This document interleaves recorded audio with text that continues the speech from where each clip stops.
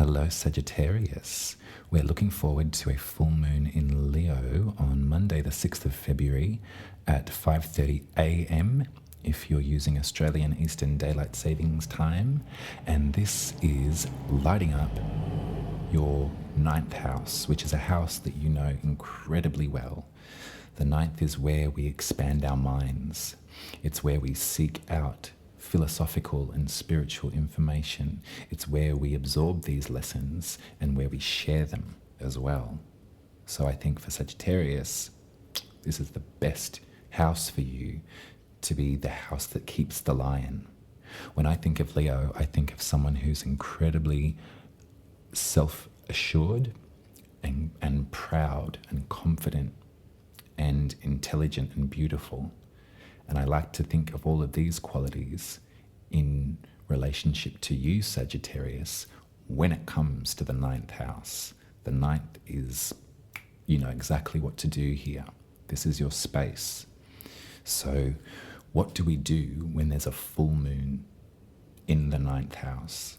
I would like probably maybe cast your mind back to the last bit of time, 6 months, whatever, when you think about what it is that you hope to achieve in this area. Full moons are perfect for celebrating the achievement or letting go what didn't eventuate, because we know that there's something else that's going to be waiting to activate. I think that there's a couple of different configurations, aspects that are putting a bit of pressure on this moon and probably raising the stakes a little bit about as far as our emotional investment to the thing. So let's have a look-see. Yeah, so Uranus has just stationed direct. So when we think about Mercury was retrograde, Mars was retrograde, Uranus was retrograde at the beginning of the year, kind of felt like a Coke bottle, didn't it? Or sort of like a bottleneck, you know, it's sort of like, inspiration, ooh, plug. Oh, where am I supposed to go? Oh, I can't do it. That has shifted.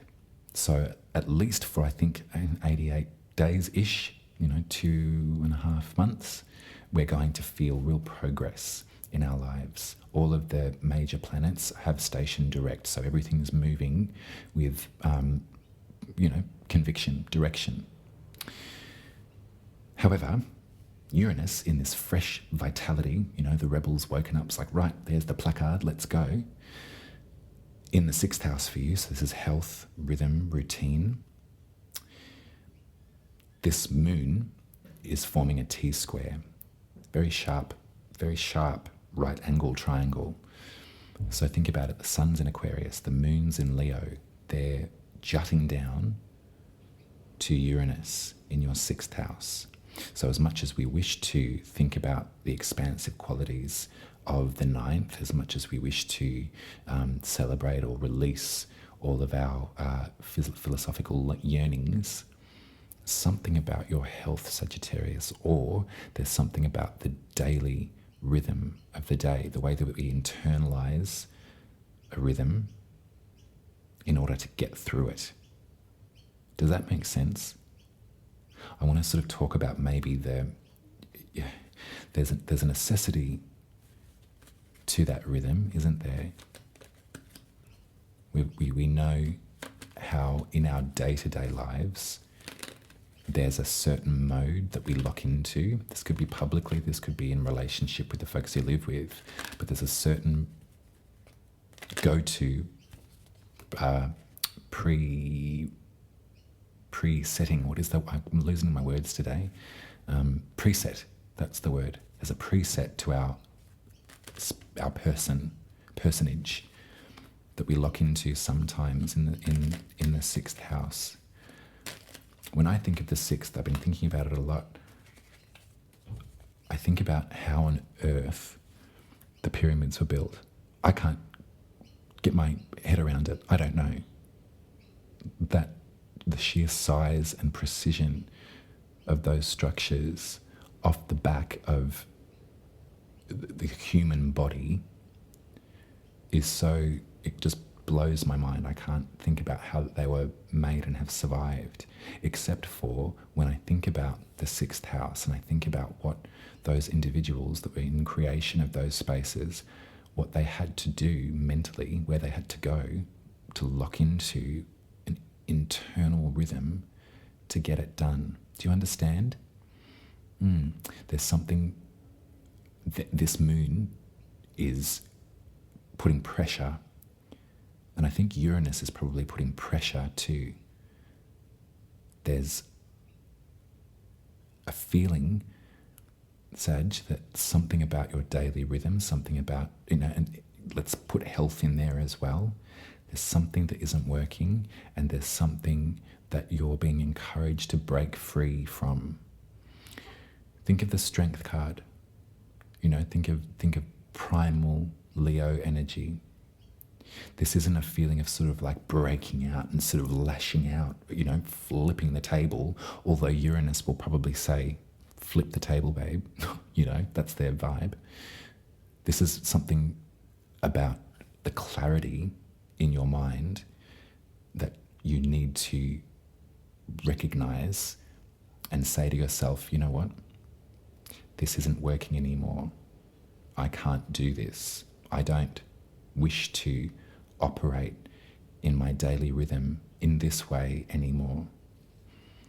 And so if you think about it in that way, you're kind of working with the energy of Uranus.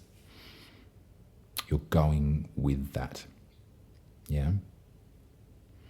We've had eclipses in these houses too, if you remember. We're going to be this year wrapping up that story later in the year. And then the dragon's head and the dragon's tail will be moving over to Aries and Libra, starting a new story. I'll talk about these in a minute.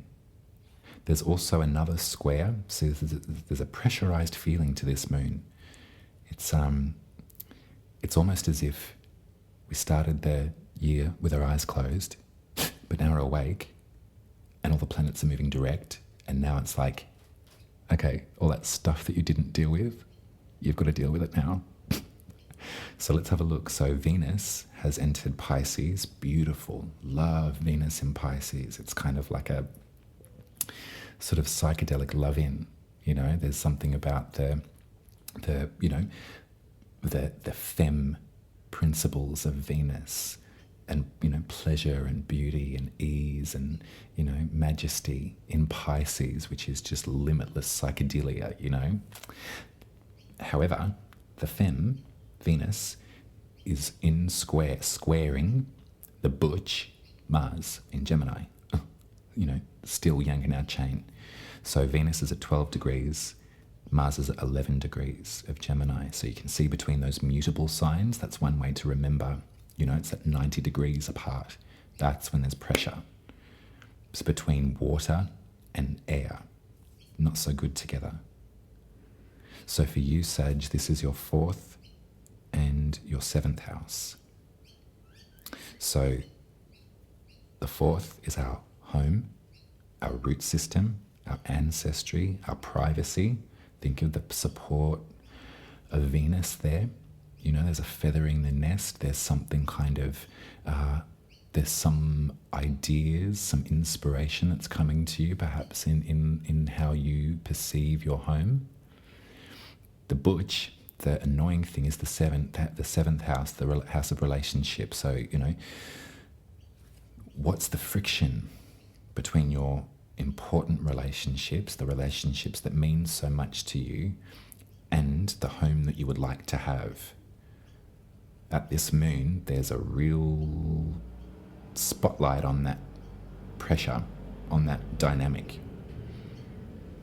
So absolutely, this moon is all about the 9th house, philosophy, mind expansion, travel, I might say too. This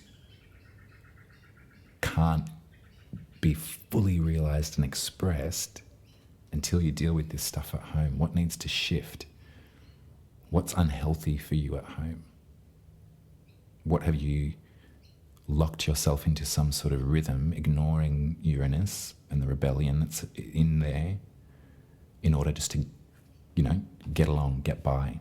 Suck it up. I don't wish for you to suck it up anymore, Sag. Let's have a look at these tarot. So I got the Page of Pentacles, I got Judgment, Knight of Swords, and the Ace of Pentacles. Now these cards have been chatting to me as I've been giving this reading, and it's really interesting. It's sort of not, I don't mean to be bossy, but that's kind of what's happening. So we'll just kind of go with it. But I see this Page of Pentacles as there's an instigation here. You know, there's someone offering a seed. You know, they're sort of like, we could plant this. This could be something that would be awesome. And maybe in that kind of blinkered stasis, when all the planets were retrograde, you're sort of like, yeah, I don't know so much. But then Judgment shows up, and Judgment's like, yep, are you going to live a life half-lived? Or are you going to pick up magical tools for real? And are you going to fully engage in this lifestyle? Are you going to regret anything if you don't take the risk, don't make the change? It's so funny, this card is sort of like, it's called Judgment, but you could also say, no judgment. However, that's kind of the feeling that I get from this card often. The Knight of Swords and the Ace of Pentacles. I mean, I tell you what, Sag, this is bossy, this reading. It's really bossy. But you got to go with it. Look at that. It's sort of like, yeah, but like, did you want to look at it closer? But what about this offer, this seed, this potential, this new garden? What about this? We know the truth. It's almost as if you can't resist, I think, Sag. And so we'll think about this full moon and this ninth philosophical, expansive house, you know.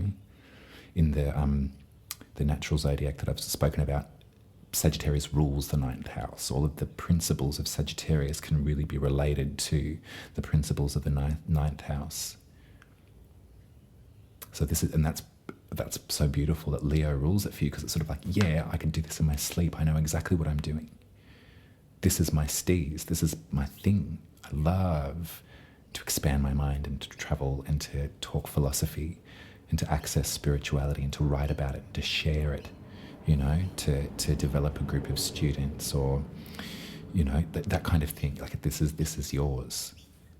But all of this sixth house pressure, you know, Uranus is awake now. They're going to be tapping you on the shoulder, being like, this isn't healthy for you. This is not good for you. I wonder if it's got to do, oh yeah, is it home? Is it relationships? You tell me. But that's the other highlight on this chart. It's sort of like 7th house is unhappy. 4th house is showing you, Venus is there showing you the potential of what the 4th house could look like. And Mars is like, get me out of Gemini. I've had it. Get out of here. Yeah.